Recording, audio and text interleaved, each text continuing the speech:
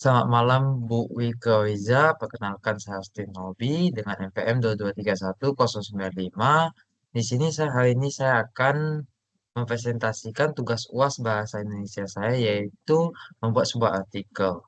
Di sini saya dari Sisna Informasi Universitas Internasional Batam dengan dosen pembimbing Bu Wike sendiri, Bu Wike Wiza.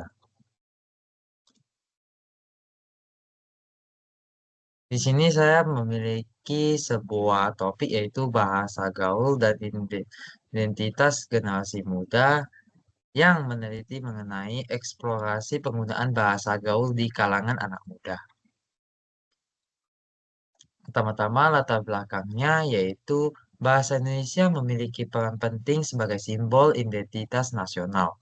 Namun, fenomena bahasa gaul berkembang di kalangan generasi muda menghadirkan tantangan dalam pelestarian bahasa baku. Di sini tujuan penelitian saya yaitu mengkaji intensitas pengguna bahasa gaul.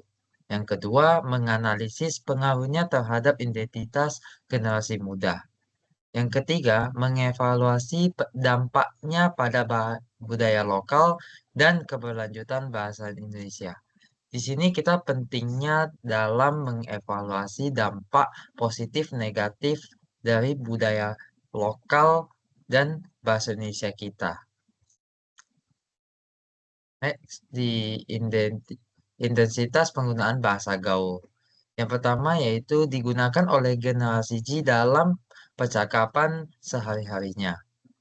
Dan selanjutnya yang kedua yaitu umum di platform digital seperti media sosial yang seperti yang kita tahu saat ini sudah zaman era media sosial. Seperti di aplikasi TikTok, Instagram, dan lain-lainnya. Dan ketiga, mencerminkan gaya komunikasi santai dan relevan dengan budaya digital. Dampak terhadap identitas generasi muda. Yang pertama, membentuk identitas sosial dan solidaritas kelompok. Dan kedua, mencerminkan adaptasi budaya yang modern. Yang ketiga, dipengaruhi oleh bahasa asing, bahasa daerah, dan tren media sosial. Seiring perkembangannya zaman, dengan adanya media sosial, maka generasi Z akan gampang dipengaruhi cepat oleh bahasa asing, bahasa daerah, dan tren yang berkeliaran saat ini. Dampak terhadap budaya lokal dan bahasa. Yang pertama, bahasa gaul dapat mengurangi penggunaan baku, yang dimana biasanya bahasa itu panjang.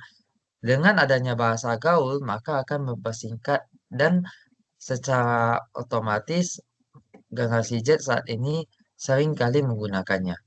Dan kedua, mempengaruhi pelestarian bahasa Indonesia sebagai warisan nasional. Dan ketiga, membutuhkan upaya menjaga keseimbangan penggunaan bahasa. Nah, dari sekian banyak slide ini, artikel ini memiliki sebuah kesimpulan, yaitu pertama, bahasa gaul mencerminkan kreativitas dan identitas generasi Z. Namun, menimbulkan tantangan dalam pelestarian bahasa yang formal. Yang ketiga, generasi Z perlu menjaga keseimbangan penggunaan bahasa. Sekian dari saya. Terima kasih Bu Wike. Selamat malam.